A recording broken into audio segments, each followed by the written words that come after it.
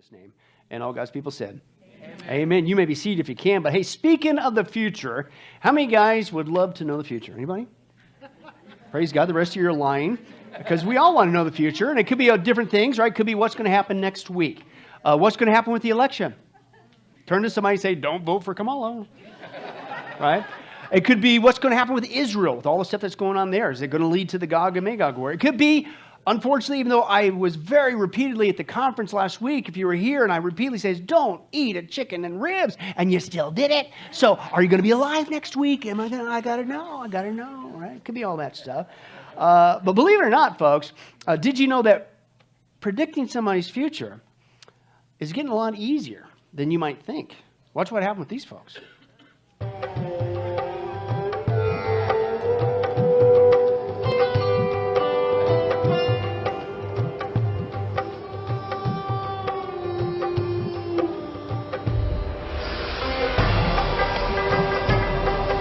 Dag Fien.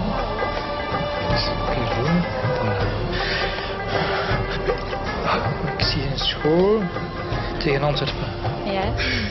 Insecten. Dat blieft? Ik voel twee insecten op je rug. Kan dat? Ja, vlinders. Slovenie? Ouais. Een moto. Oranje. Pas erop. Zenith. Oui, bien. Je hebt een vriendin. Julie de... Ja. Een boeiend liefdesleven. 3, 4 zelfs. Die vierde, daar zwijg ik meestal over, dus dat weten niet veel mensen. Hoe is met je spierscheur? Maison rouge, balcon blanc. Ja.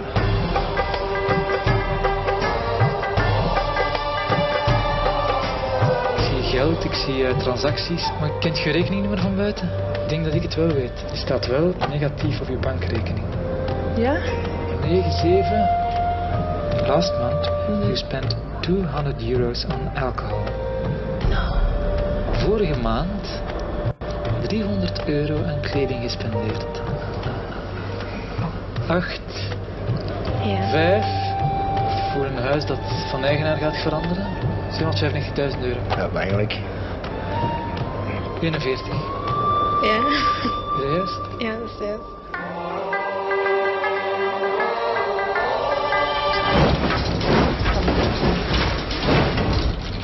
Oh my god. Oh man. Ah, dat vind je eng.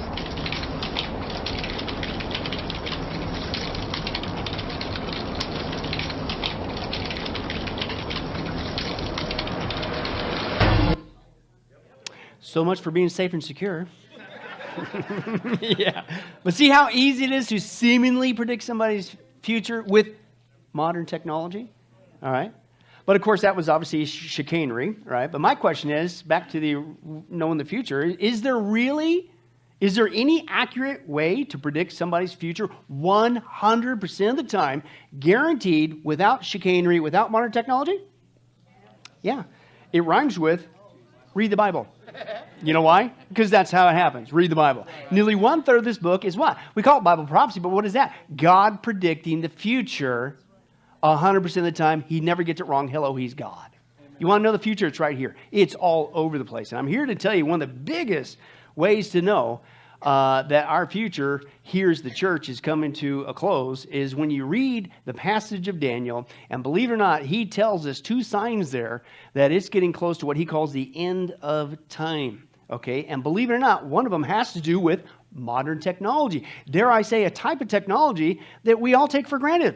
We use it to find our way here.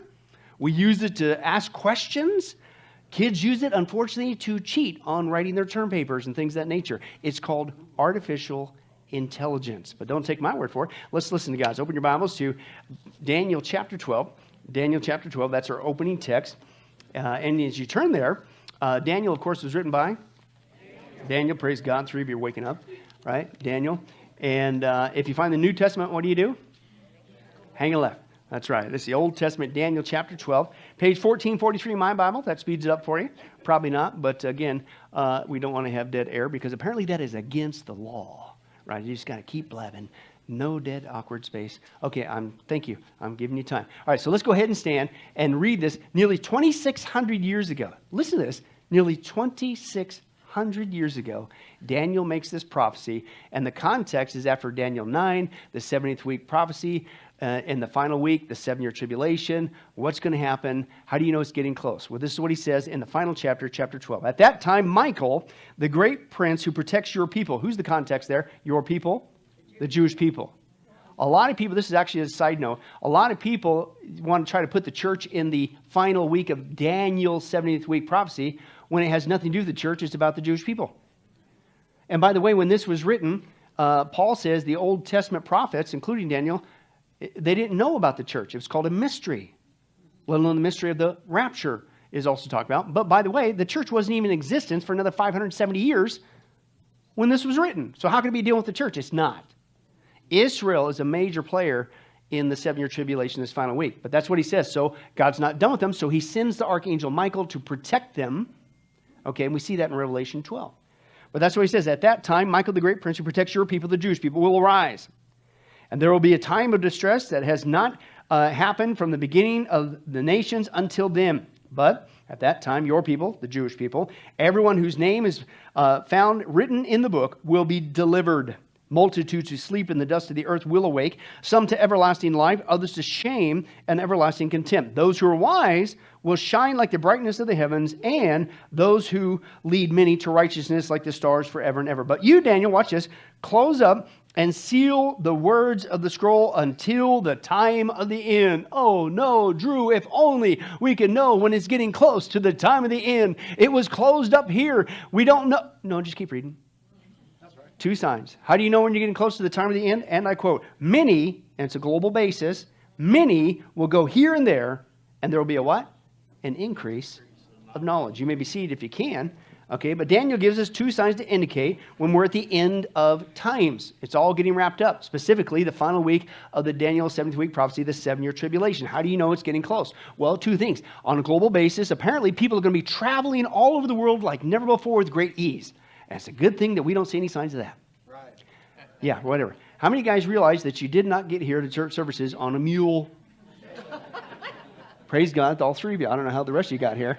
Right? And we fly anywhere. We fly all over the place, right? We have visitors from Virginia, right? They did not come here on a rabbit, I assume. Rabbit patrol. Maybe a Greyhound.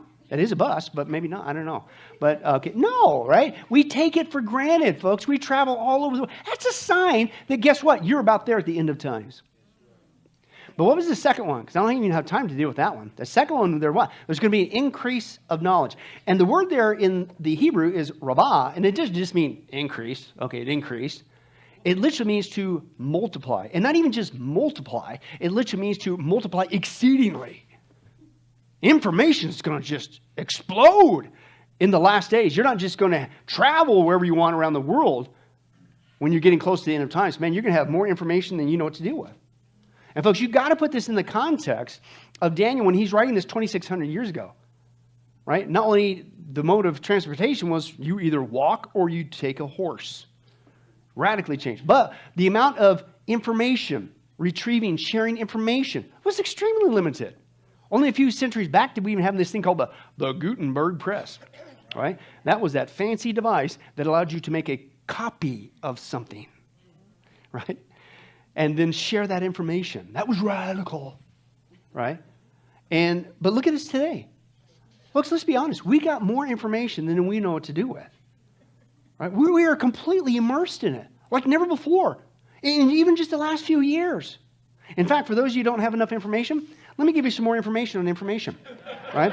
Right? Take a look at this. A weekly edition of any major newspaper has more information than the average person living in the 17th century would have come across in their entire lifetime. And we just crumple it up, use it for fire starter, right? And by the way, with the internet, we got thousands of international papers at your fingertips. So it's way more profound than that. And not only that, watches today have more computing power than 1970s computer mainframes. That's your watch that you take for granted. Ordinary cars today got more intelligence than the original lunar lander that was on the moon. 1970, since then, computer technology has developed so fast that if the auto industry developed at the same rate, watch this, you would today be able to buy a Rolls Royce for $3 and you could fit 8 of them on the head of a pin. That's a major compact car. I'm short, but I don't even want to get in one of those. Hey, there's 2.2 million new books published every year. Every year, new ones. Never been here before. We've got to share this information, including via emails. 2.4 million emails sent every second. Every second we're sharing it. Text messages exceeds the population of the planet every single day. 23 billion are sent each day worldwide. That's 270,000 every second. But guess what? 1 million were sent by the time you read that.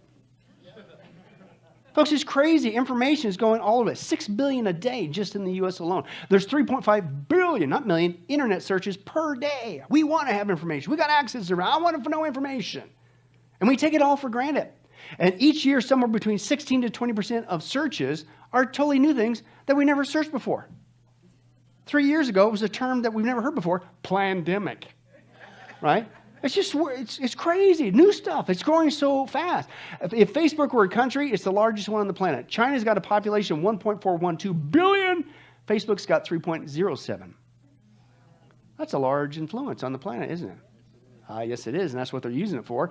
Some people have more Twitter, now X, followers than entire countries, right? Major information sharing. The computer on your cell phone today is 1 million times cheaper, 1,000 times more powerful, 100,000 times smaller than the one computer at MIT in 1965.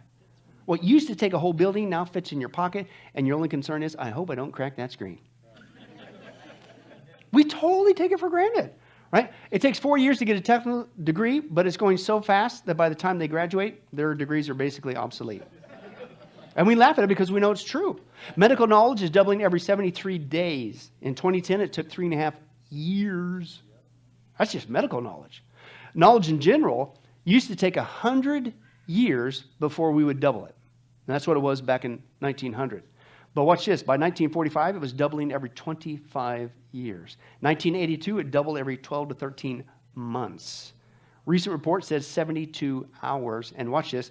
This is from IBM, right? It's doubling every 12 hours. And this is their chart. Anybody see a rabah, a multiplication, a major increase of information? We take it for granted. This is a huge sign, folks, that we're almost there at the end of time. Not just traveling to and fro. Information explosion. In fact, if you look at the headlines of the articles, they describe this. They literally admit it. We have a, quote, knowledge explosion, information explosion. They call that the knowledge doubling curve, the coming knowledge tsunami. And it isn't just happening. They have a term for it. And they say it's going to lead to bad times.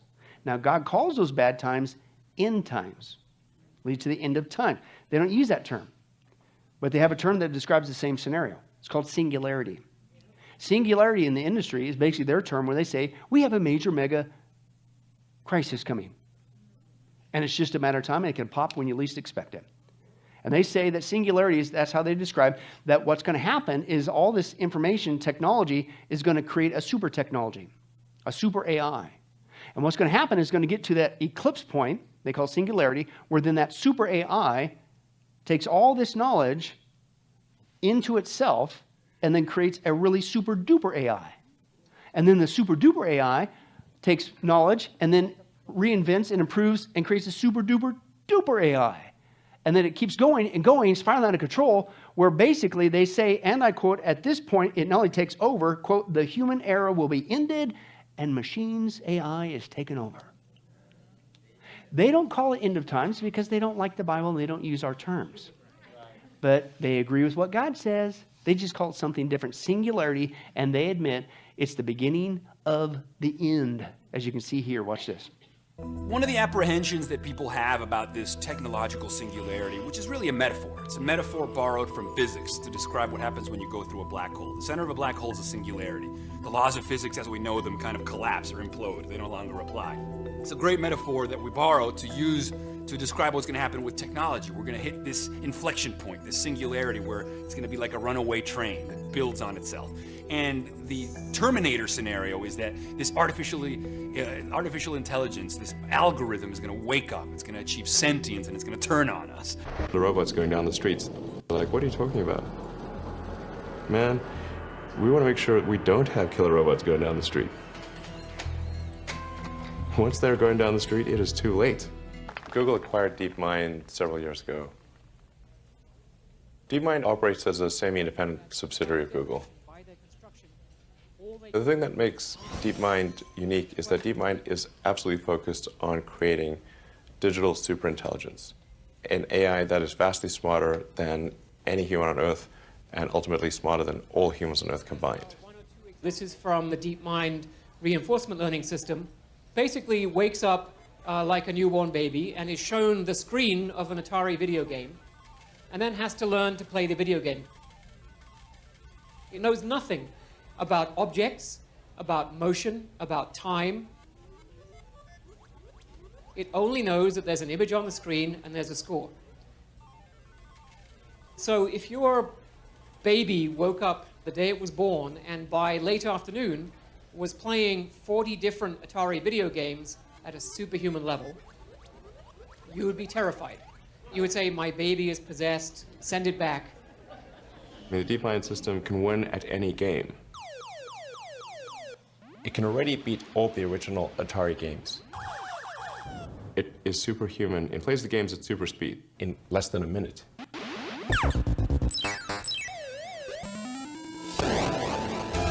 DeepMind's AI has administrator-level access to Google's servers to optimize energy usage at the data centers. However, this could be an unintentional Trojan horse. DeepMind has to have complete control of the data centers, so with a little software update, that AI could take complete control of the whole Google system, which means they can do anything. They can look at all your data, they can do anything. If one company or small group of people manages to develop godlike digital superintelligence, they could take over the world. At least when there's an evil dictator, that human is going to die. But for an AI, there would be no death. It would live forever. And then you'd have an immortal dictator from which we can never escape. What do you say the singularity is going to lead to? This spiraling out of control of artificial intelligence that we take for granted, and we use it to ask questions on our phone or get a map on our phone, and the kids use it to cheat on their homework. He said what it's going to lead to, folks, is towards an evil dictator of which you cannot escape and does not die. That's singularity. God calls it the end of time. Now, hang with me. I'm going to make a statement. And I believe the development of AI, which has recently happened, which, by the way, for the scoffer, oh, nothing ever changes. You guys have been saying since Hal Lindsey, the rapture is going to happen. You can't say that anymore.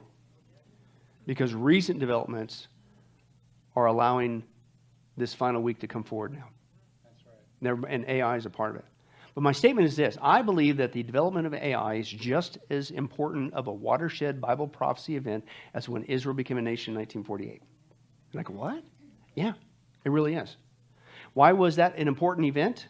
Because you can't have Daniel's final week of the 70th week prophecy without the Jewish people, your people, the Jewish people. The Jewish people were scattered ever since 70 AD with the Romans coming in and destroying the temple in Jerusalem. Well, guess what? They're back in the land now. Which means now you can have a 7-year tribulation because you got the Jewish people back. That's why it was such a huge moment. Now listen, I believe with the recent emergence of AI, for the first time in man's history, you can pull off all 4 major things that are going on in Revelation 13 with the false prophet and the Antichrist. You couldn't do it before the development of AI. And that's what I want to explain to you today, why this is an important sign that we really are at the end of times. Revelation 13, 11 through 17, what's going on in this passage, right? Then I saw another beast coming out of the earth. He had 2 horns like a lamb, but he spoke like a dragon. This is the false prophet. Dragon, Revelation 12, defined clearly as Satan. So the false prophet, like the Antichrist, is also satanically inspired. He, the false prophet, exercised all the authority of the first beast, the Antichrist, on his behalf. And he made the earth and its inhabitants worship the first beast whose fatal wound had been healed. And he performed great miraculous signs, even causing fire to come down from heaven to earth in full view of men. And because of these signs, he was given power to do on behalf of the first beast. He deceived the inhabitants of the earth. And he ordered them to set up an image and honor the beast who was wounded by the sword and yet lived. He was given power to give breath to the image of the first beast so that it, the image, could speak and cause all who refused to worship the image to be killed. And then he forced everyone, small and great, rich and poor, free and slave, to receive a mark on his right hand or on his forehead. Why? So that no one on a global basis could buy or sell unless he had that mark, which is the name of the beast or the number of his name.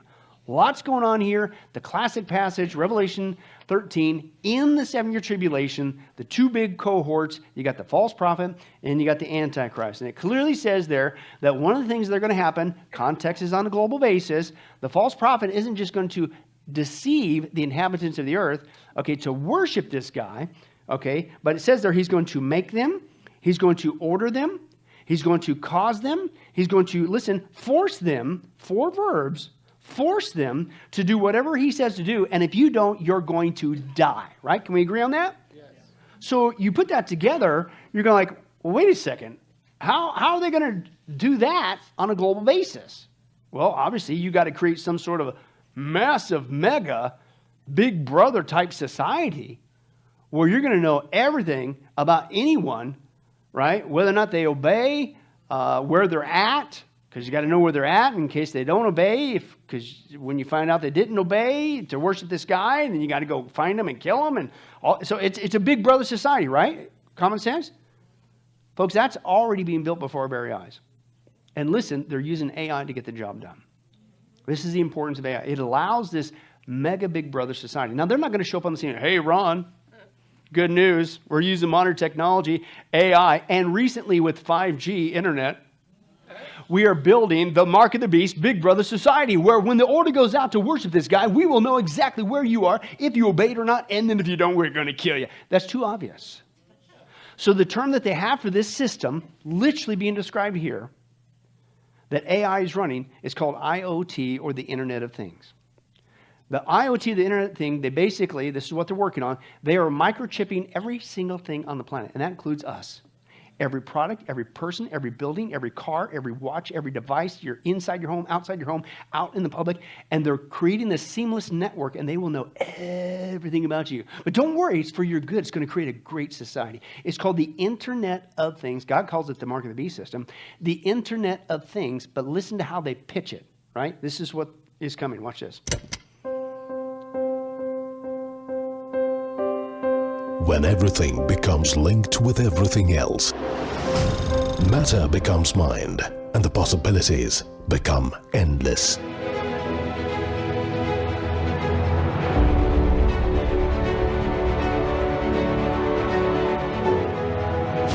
Imagine 50 billion IoT connected devices by 2020. Now, imagine the economic impact of these connected machines. $4 to $11 trillion per year by 2025. Wearable devices, environmental sensors, agricultural machinery, components in a vehicle, or devices in homes can all be connected to deliver insights and drive transformation. So imagine if you had smart devices in your home, your car, your workplace, or even on yourself. The world becomes alive. That's Internet of Things. The Internet of Things is making everyday objects into data factories. When Internet of Things, along with big data, meets artificial intelligence, this interface will become enlivened with intelligence, and a new world will take birth, which will increasingly talk back to us. Yeah. And what it will say when it talks back to you is, welcome to the Mark of the Beast system. This is what they're building, folks. This is why they upgrade to 5G. Because it's got the speeds for the first time to connect all these microchips, including in us, into this system where they're going to know everything. Not just your location, what you do, what you don't do. And what they say is going to run it? AI. Why? Because we've had the microchip technology for a long time. We've had the computer technology for a long time. We've had satellite technology. We've had the internet for a while now. But you can't hire enough people to run the back end of this. This is a global thing. Why? If you were going to pull it off, you would need something superhuman. That's AI. AI allows Revelation 13, the big brother system, to finally be run on a global basis. Never before in the history of mankind, but it's here right now. The other thing that's going on there in Revelation 13, it says, wait a second, then he also creates a big brother system that also controls, apparently, the economic side. You're buying and selling, right? And they will have not only the ability to monitor it, but they will have the ability to dictate it, right? And if you don't do what they say, then you won't be able to what? Buy or sell. So is this Internet of Things? Is it really going to include not just monitoring us like a rat in a cage with AI running the whole thing in real time, but is it going to control our purchases? Yeah. You saw that DeepMind run by Google, who, by the way, works for Schwab in the gang. Another big developer of AI is IBM. Theirs they call Watson. Watson's pitched all over that you can tap in, do your taxes with Watson, do this with Watson. It's big in the medical industry, Watson this, it's their AI. And so, but they had a commercial over 20 years ago. They let the cat out of the bag, right? And I kept that commercial. But you tell me if they don't plan on not just creating this AI system, but this big brother system, they will be controlling our buying and selling with getting everything microchipped, including us. Watch this. This is their commercial.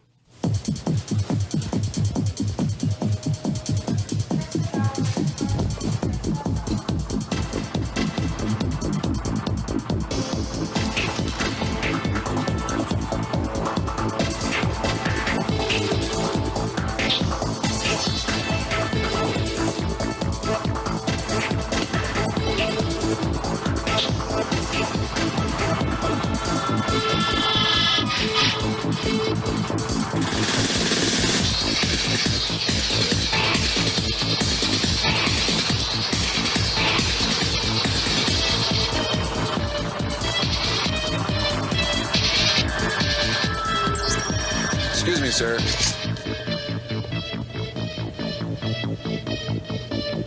Forgot your receipt. Checkout lines. Who needs them? Have a nice day. This is the future of e-business. Over 20 years ago. Same ones developing the AI, same ones who are developing the AI that these guys admittedly are building into this IoT. They will know everything. Wherever you do, everything's microchipped, not just products, including people. It'll create this seamless thing. But wait a second, you can't hire enough people for that. But AI can run it. AI can run the big brother system. AI can run the economic global system, and it will be able to control the buying and selling. All based on this. But it goes a step further. You couldn't do it until you had AI. Let's go back to another aspect there. They're not only going to build this big brother society and give an order. They're going to know whether you obey or not. The buying and selling, they can do that. But what did it say there? If you don't obey, what's going to happen? You will die. So they got to know where you're at. They got to know if you responded. Well, that's back to the big brother thing. But there's another alternative that they're also working on, and this may be the weapon of choice. Because there's something else that they want to create with these microchipping of everything on the planet. It's not just the Internet of Things, IoT. Listen, this is their term, not mine. Spend this afternoon and freak yourself out. It's called IOB, as in boy. IOB, Internet of Bodies. And this is the other half of the system that they're building with AI running it. They will not only know where you're at, what you do, what you don't do, your geolocation. They will not only control your buying and selling. But once you take that microchip, once you take that mark, then they'll know everything on the inside of you, including what you're thinking. So again, they'll know whether you said yes or not or scoffed at the order. Number two, what if you don't obey?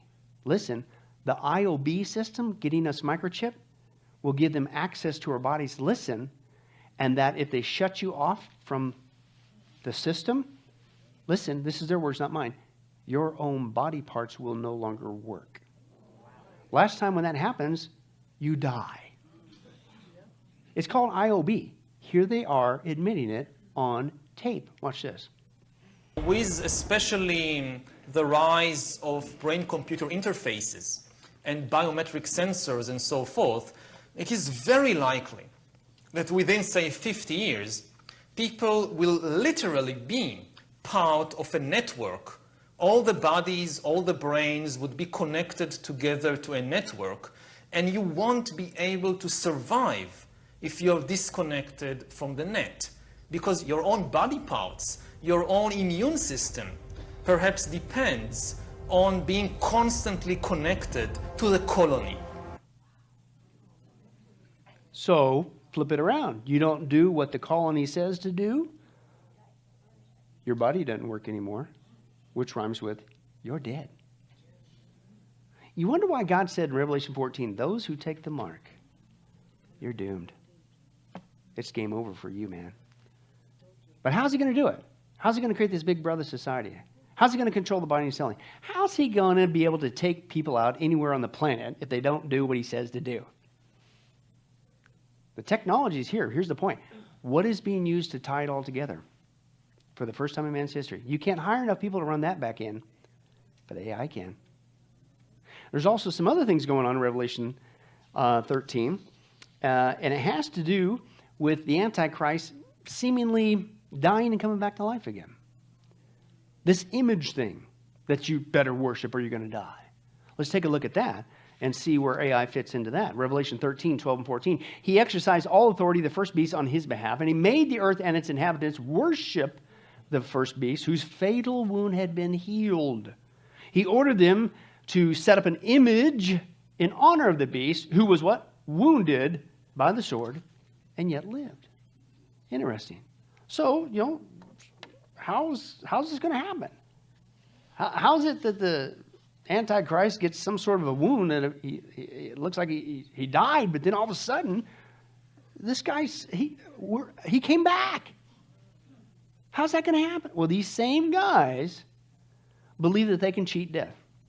These same guys, with their technology, is not only creating what we just saw, but they believe their own false immortality, right?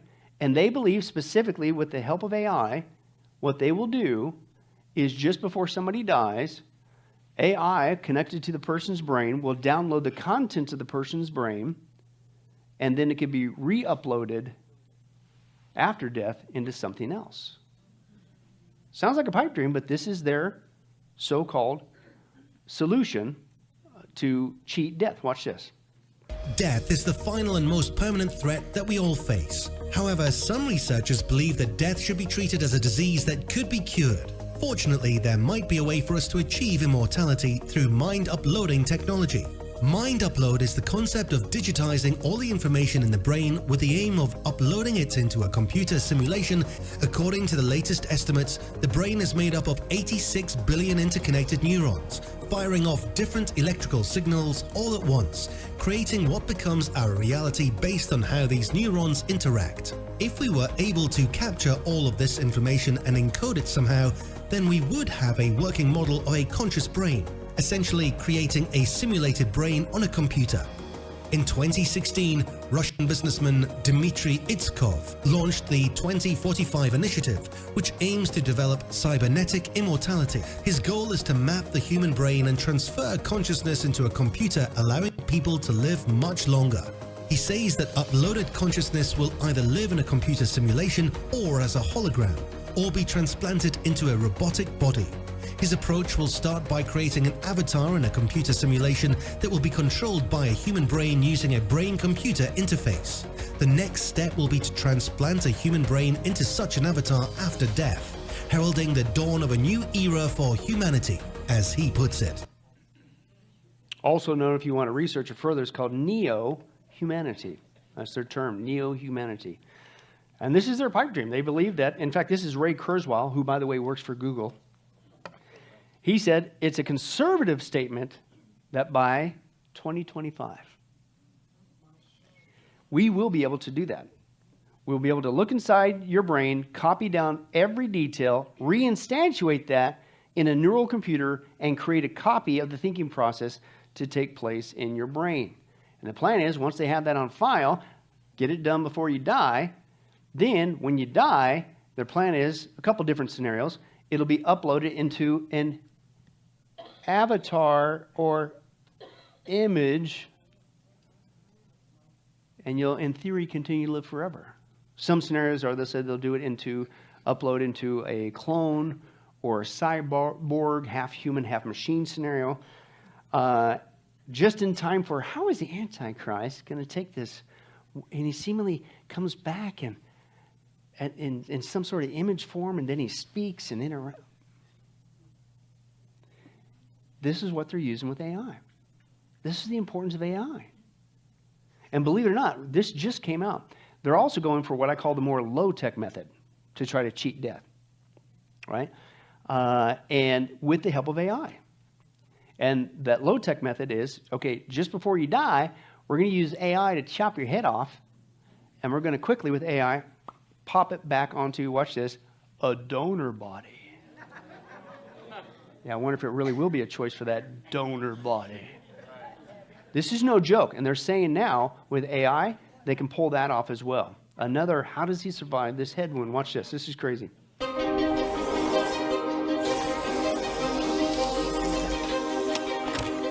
Introducing BrainBridge, the world's first revolutionary concept for a head transplant machine, which uses state-of-the-art robotics and artificial intelligence to conduct complete head and face transplantation procedures, ensuring smooth outcomes and faster recoveries.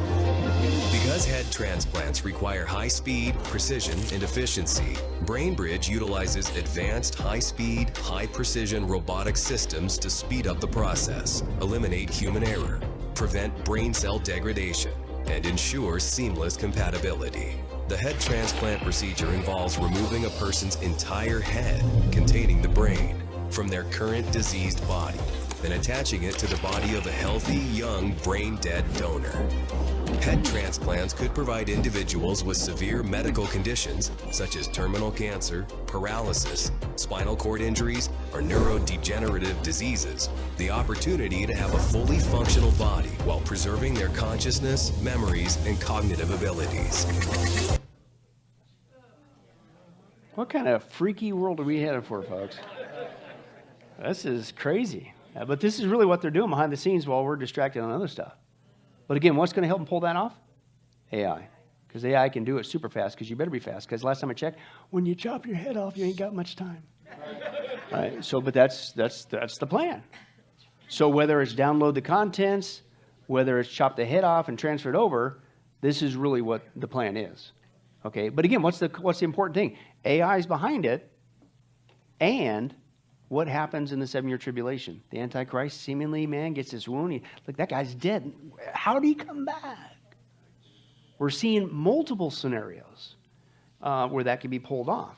Now, as a side note, these guys are in for a rude awakening, right? Because they will not cheat death. Because God is the author of life and the finisher of life. And we see that in Hebrews 9:27. It's appointed man to die what? Once. And after this, what happens? You get a new head? New body? You become an avatar? No, what's the Bible say? You face judgment. You're going to stand before God. In fact, that's in his time frame too, right? Job 14:5 says, you, God, have decided the length of our lives. You know how many months we will live, and we are not given a minute longer. These guys are in for a rude awakening. Yeah. Right? Because I don't doubt that they have, including with the help of AI, the ability, including next year, they're predicting, to download the contents, bits and bytes of information, ones and zeros, of a person's brain. I don't doubt that. But there's one thing you will never be able to download, and that's a soul. Amen. Soul only comes from God. So what you end up with is going to be some freaky Frankenstein computer thing. It's not going to be that person. Because at the moment that person dies, they're standing before God. And you're in a heap of trouble now because you rejected Christ your Savior. That's a side note. But let's take a look at what else is going on in Revelation 13. Why is AI so important? Why is it such a watershed moment like Israel becoming a nation again in 1948? Everything we just saw, and now let's add to this layer. It says there, again, that you're going to be worshiping an image of the Antichrist. And if you don't worship this image, you're going to die. And this is in the 7-year tribulation, the people in that time frame.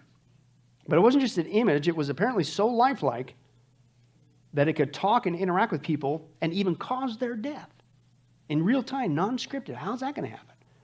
Well, that too has been worked on for quite some time, and it's advanced greatly with AI. And it started back in the day with 3D holograms, which we're so used to now we don't even think about it. But it specifically says there, they worship the image. You don't worship, you're going to die. In fact, 4 different times in Revelation 13 it says they worship the beast. They worship the beast. They worship. It's not going to people say, well, last time I took a nap in the 7-year tribulation, I took a nap and they got me with the mark of the beast. I'm doomed. No, it's a choice. You're going to make a choice. The best choice you could do is get saved right now and avoid the whole thing. Hello. But these people in that time frame, they're going to have to deal with the mark of the beast. But it says there, it's a choice, and it's specifically a choice to worship. But back to the image, we don't see people worshiping an image, do we? Let me give you one example.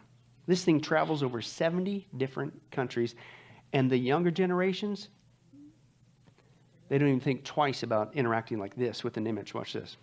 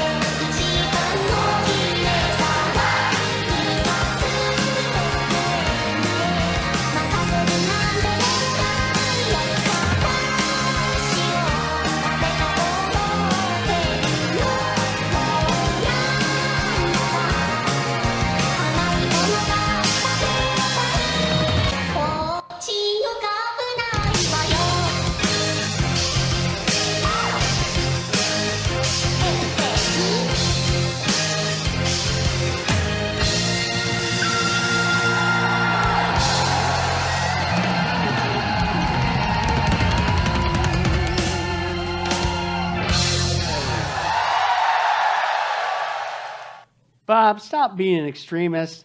You can't take Revelation 13 serious. It's symbolic. Nobody's going to literally worship an image and interact in said fashion. That's just a Japanese anime. And again, that thing travels over 70 different countries, and that's old technology. Younger generations, they just, man, that's good enough for me. I don't even have time to get into AI imagery. That's the latest thing. People even having an AI girlfriend and boyfriend. This is their world now, folks.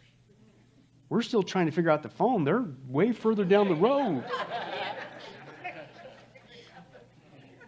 But for those of us who are not into anime, and again, this has been going on for a while, especially here in Vegas, holograms are a huge form of entertainment.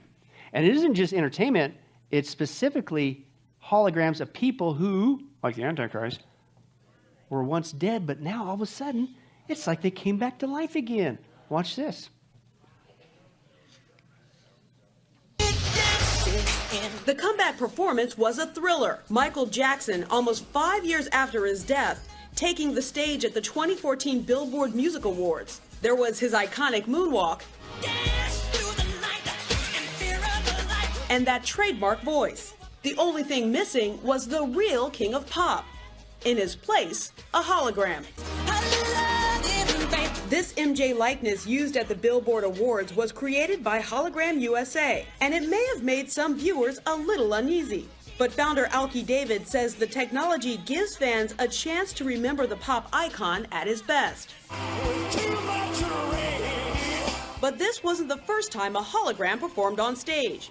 Celine Dion crooned alongside Elvis on American Idol in 2007. Ain't nothing but a gangsta party.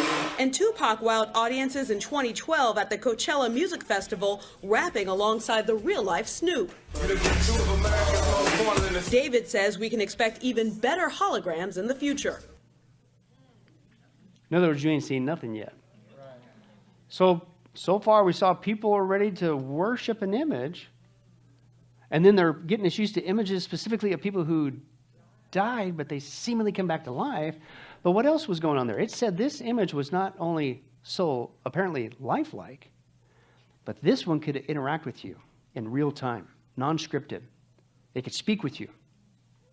And then it could cognitively know whether or not you obeyed or not, and then give an order, an image, give an order, take them out.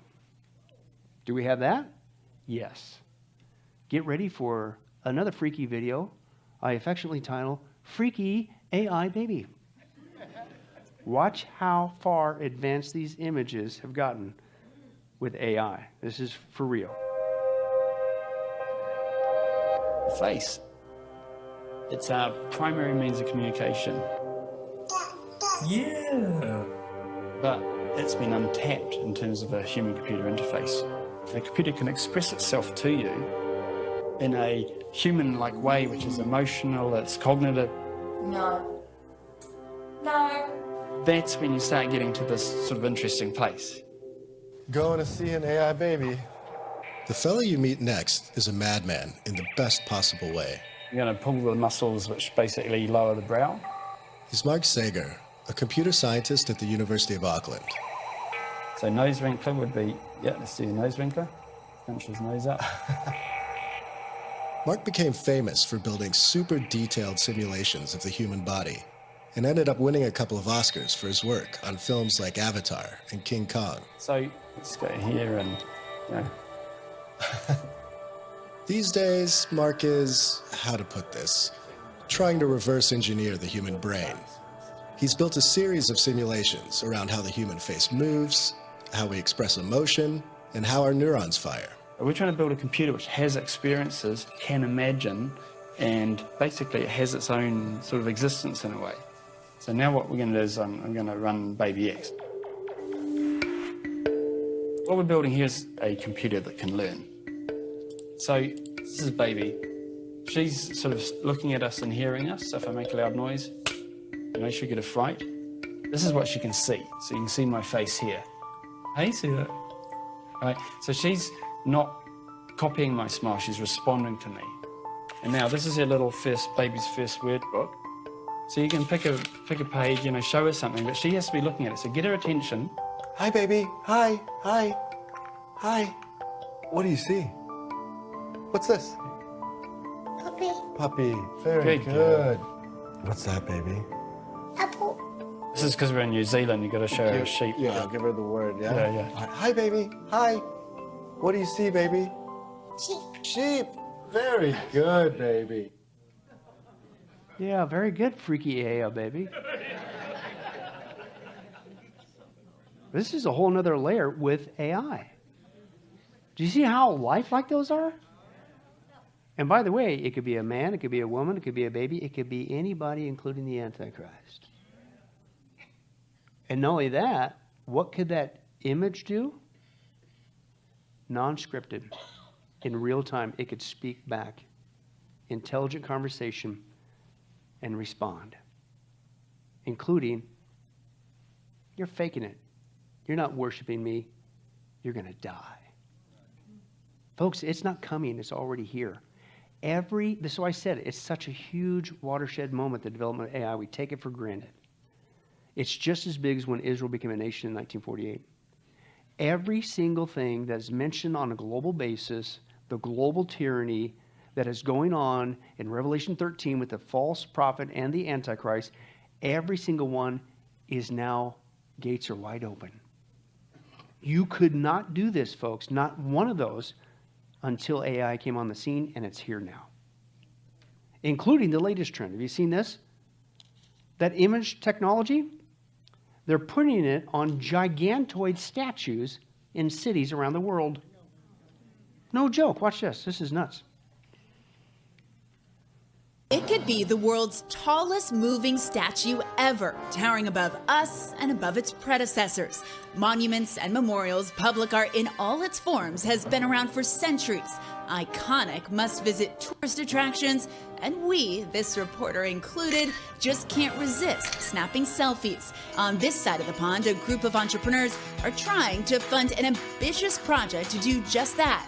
It's part statue, part business, part museum, part foundation, part gathering place, all somehow in one experience. I mean, it's gigantic, and it's unusual, and it's magnificent, and it uses technology actually to celebrate humanity. It's a giant, more than 10 stories high, wrapped in an LED skin. It moves its head and its arms too. The designers say it's all about human potential and a greener future. The world has to change, and the giant wants to be part of this change and inspire people to reach their full potential and help save this planet. Their goal, put a colossal statue in 21 cities, each one highlighting the giants in their community. It's going to hook into the communities, and it's going to offer something really positive and also something fun and also something inspiring. Yeah, I wonder what it will inspire people to do. Depends on the image you put on there. Talk about shades of Nebuchadnezzar. Remember that? He wanted the whole world to worship him. And you had to bow and worship at that golden statue. And God judged him. And now with technology and AI, they're creating these around the world, just in time to put up that image of the Antichrist. And you and I here in Vegas know this. They've been doing that kind of technology with the sphere. And you see how lifelike it is. Now they want to put it not just in a big bubble like the sphere, but a giant body around the world, admittedly. Can't say thus saith the Lord, but it wouldn't surprise me. That's another place that you can go and prove your loyalty and bow and worship the image of the Antichrist. It's crazy. Folks, AI is here now. AI allows for all this to take place, and it's never been here in the history of mankind. And it's only happened in the last couple of years. And that's why Jesus said this. When these things begin to take place, what do? Freak out and run to the hills, obviously. No. You stand up, you lift up your heads. Why? Because your redemption is drawing near. What we're talking about is Revelation 13 in the 7-year tribulation. The church is raptured prior to that. God never tells us the exact day or the hour of the rapture because we would goof off to the very end. He knows our hearts. But he loves us and he gives us so many signs it's getting close. The first big one, 1948. Wake up. And now even with the development of AI that, again, we are just struggling to get used to on the phone. But younger generations up, they're so far ahead. But if you read the Bible, which I highly recommend, you'll see that's not just a technological trend. It's leading to what they call singularity. God calls it the end of time, the 7-year tribulation. And for the first time, everything in Revelation 13, full steam ahead. There's not one piece of technology, folks. There's not one thing that is needed to appear on the planet for the 7-year tribulation to happen now, except for the appearance of the Antichrist. Making a deal with Israel. That's what starts it. And good thing there's nothing happening in Israel, and nobody wants to make a peace treaty there. But there's actually one thing that has to take place before that. 2 Thessalonians 2, he can't make his appearance until we make our disappearance. So we're seeing that, folks, lead up. So that's why Jesus said, stand up, lift up your heads, because your redemption draws near. We just need to finish strong. Right? Finish strong. And you know how you finish strong? You be the salt, you be the light, you be the last day's resistance. You can't do that if you're in a state of fear. Fear does not come from God. You can't do that if you go hide out in the hills and store up survival gear. You can't do that if you go AWOL. You can't do that if you're distracted. You can't do that if you say, would you please shut your mouth? I don't want to hear this because this is upsetting my apple cart because I live for this wicked world system and instead the world to come. You better repent and get right with God if that's your heart. These are all loving parameters that God gives us so that we finish strong. Every born-again Christian is going into the rapture. But don't you want to get there? with the ability to at least lay a crown at his feet, say, thank you for saving me. Thank you for this incredible future. That time is now. The enemy cannot take away our salvation, but he can take away what little time we have to live for Jesus and make a difference and lead souls to him. That's how we need to finish. Amen? Amen. Let's pray. Father, thank you so much for our study today. Thank you for predicting the future. Because when you do it, it ain't like that video we saw at the beginning. It's not chicanery. It's real. It's really coming because you always get it right 100% of the time. And you tell us, we, your church, the future in great detail so that we can be encouraged, number one, that only you could get things right, which means we can trust your word. Man can never whip this stuff up. The Bible really came from you. And number two, you tell us things in advance so that we're not caught off guard. And so that we can finish strong as your people. Help us to do that, God. If we are still distracted, if we are living in a state of fear, if we're living in a state of idolatry, more concerned about this wicked world system instead of the world to come, if we are complacent about evangelism, oh God, please forgive us. Help us as your bride. It's so close. Help us to finish strong, and that we would not be ashamed at your appearing, and that we would have something to lay at your feet to say thank you for rescuing us from hell. But God, as always, if there's anybody here today that's not truly born again, please save them. Have them call out to you. Acknowledge what you ask us to acknowledge, that you are holy, that we are not. The wages of our sin is death. We deserve to die and go to hell. But you sent your son, Jesus Christ. He died on the cross, lived the perfect life we could never live. He died the perfect death. And so that it's through him and him alone and his death that we are forgiven completely, 100%. He took the death penalty in our place. And since he did all the work, all we got to do is receive. We got to believe you at your word that that's how we get to heaven. That's why you said, Jesus, you are the way, the truth, the life. Nobody comes to the Father except through you. You're the only way out of this mess. But God, if there's anybody here today that needs to do that, may they call upon you, Jesus. Ask you to forgive them of all their sins. You tell us if we confess you, Jesus, as Lord, believe in our heart that you, God, raised him from the grave, we will be saved. Please save them today, even now, right where they sit or watching online. We ask all this in your wonderful name, in Jesus' name. And all God's people said,